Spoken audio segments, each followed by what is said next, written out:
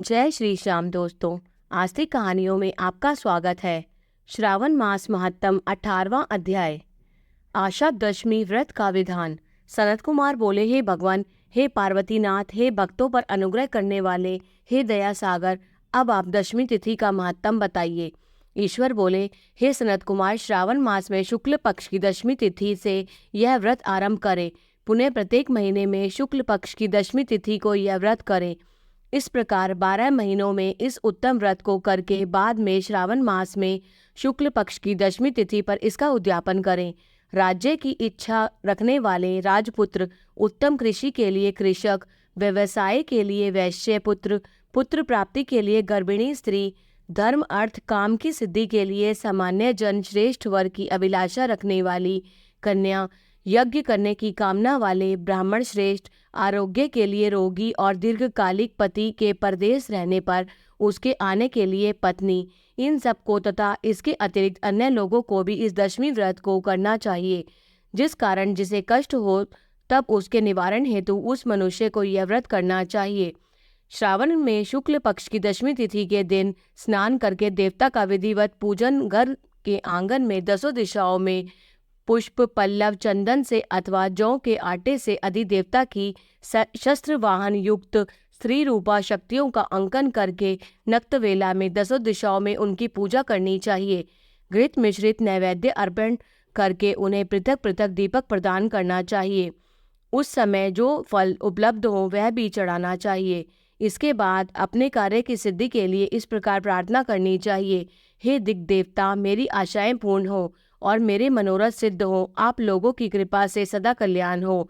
इस प्रकार विधिवत पूजन करके ब्राह्मण को दक्षिणा देनी चाहिए।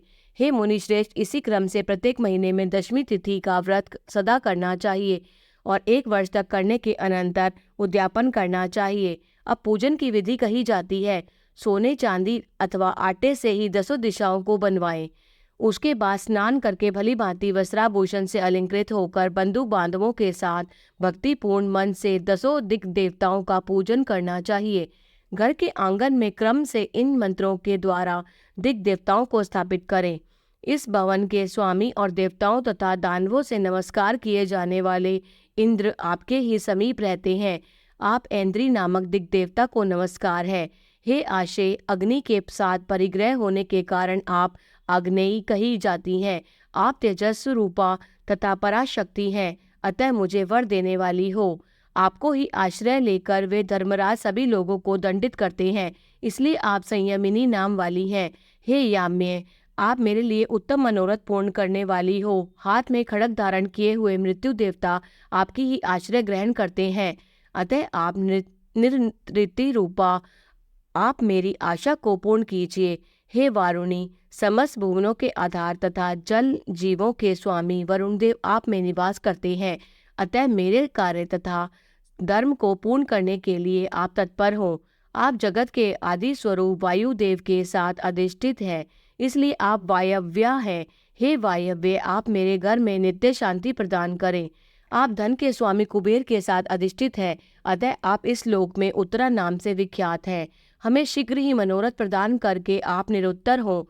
हे ऐशानी, आप जगत के स्वामी शंभु के साथ सुशोभित होती हैं।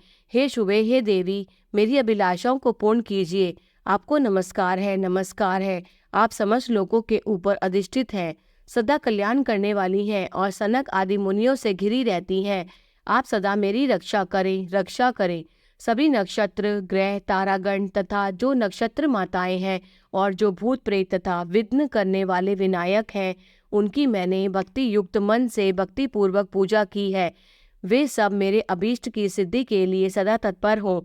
नीचे के लोकों में आप सर्पों तथा नेवलों के द्वारा सेवित हैं, अतः नाग पत्नियों सहित आप मेरे ऊपर प्रसन्न हो। इन मंत्रों के द्वारा पुष्प, धूप आदि से पूजन करके वस्त्र, अलंकार तथा फल निवेदित करना चाहिए। इसके बाद वाद्य ध्वनि, गीत, नृत्य आदि मंगल कृत्यों और नाचती हुई श्रेष्ठ स्त्रियों के सहित जागरण करके रात्रि व्यतीत करनी चाहिए। कुमकुम, अक्षत, तांबूल, दान, मान आदि के द्वारा भक्तिपूर्ण मन से उस रात्रि को सुखपूर्वक व्यतीत करके प्रातःकाल प्रतिमाओं की पूजा करके ब्राह्मण को प्रदान कर देनी चाहिए।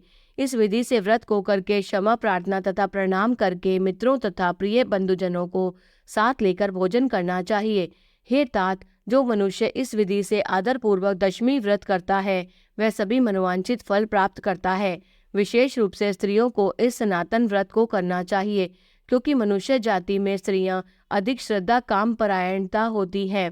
हे मुनिश्रेष्ठ, धन प्रदान करने वाले, यश देने वाले, वायु बढ़ाने वाले तथा सभी कामनाओं का फल प्रदान करने वाले इस व्रत को मैंने आपसे कह दिया। तीनों लोकों में अन्य कोई भी व्रत इसके समान नहीं है। हे ब्रह्मपुत्रों में श्रेष्ठ, वांछित फल की कामना करने वाले जो मनुष्य दशमी तिथि को दसों दिशाओं की सदा पूजा करते हैं, उनके हृदय में स्थित सभी बड़ी बड़ी कामनाओं को वे दिशाएं फलीभूत कर देती हैं। इसमें अधिक कहने से क्या प्रयोजन। हे सनत कुमार, यह व्रत मोक्षदायक है, इसमें संदेह नहीं कि करना चाहिए। इसका व्रत के समान कोई व्रत नहीं है और न तो होगा। इस प्रकार श्री स्कंद पुराण के अंतर्गत ईश्वर सनत कुमार संवाद में श्रावण मास महात्म्य में आशा दशमी व्रत कथन नामक 18वां अध्याय पूर्ण हुआ।